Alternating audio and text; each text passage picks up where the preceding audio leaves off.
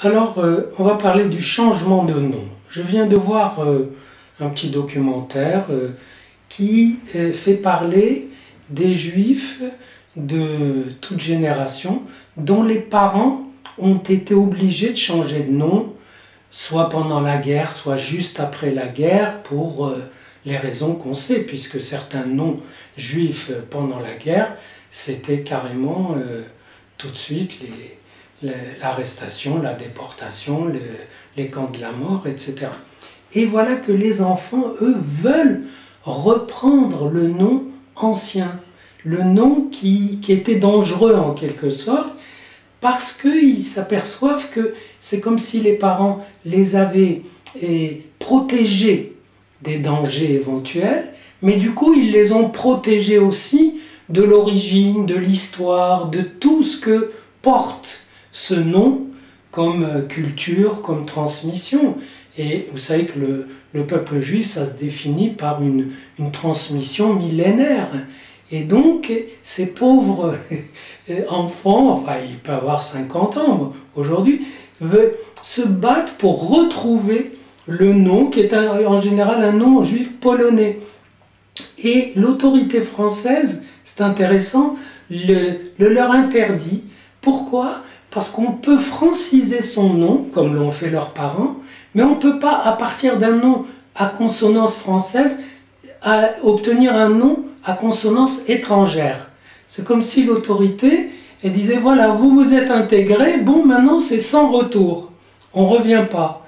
Et ces gens sont privés de retour sur leur origine, privés de cette force que cela peut donner de revenir à des sources, peu importe les sources, c'est le retour qui compte pour repartir, pour avoir un nouveau départ.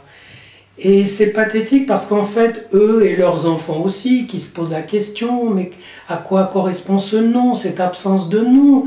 Et on s'aperçoit qu'il y a tout un travail du nom, et que le nom, c'est vraiment quelque chose d'immense. Mon premier livre s'appelait « Le nom et le corps » en 1974. Et depuis, la question du nom me travaille. Le Dieu biblique s'appelle le nom. Ça veut dire que la manière dont nous sommes appelés, c'est la manière dont nous répondons à l'appel de l'être. Et donc à l'appel d'existence, en quelque sorte, comment on va exister. Et ce travail du nom, ils le font, et parfois en se fixant, en se focalisant sur ce nom perdu.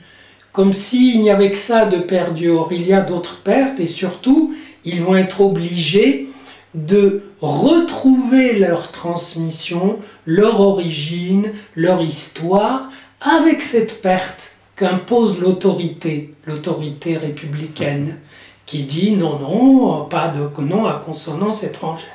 Et souvent d'ailleurs l'autorité leur a donné à choisir à leurs parents ou à eux entre des noms déjà formatés et parfois même légèrement risibles, tellement ils sont du terroir. Donc eux sont entre un nom du terroir breton ou bourguignon et une aspiration à quelque chose qui est d'un tout autre ordre. Et je trouve que, bien sûr, il faut qu'ils se battent, s'ils ont envie de se battre, mais que cet écart lui-même leur lance un défi. Retrouvez vos sources et vos noms à partir de cette amputation qui a été faite pour des raisons assez brutes et brutales, et telles qu'on ne doit pas en rester là. On ne doit pas en rester à cette situation. Et ce potentiel, cette capacité de réinterpréter, de retraduire le nom ou son manque, c'est le génie même de cette transmission qui a commencé avec la Bible hébraïque et qui se poursuit jusqu'à nos jours. Bien sûr, il y en a qui ont eux-mêmes changé de nom sans rapport avec les persécutions ou avec un contexte historique grave pour dépasser des suspicions, des exclusions et ils peuvent être de tous bords. Ça peut être des juifs nord-africains, des musulmans d'ailleurs, aussi d'Afrique du Nord, que je connais, des juifs de Pologne, etc.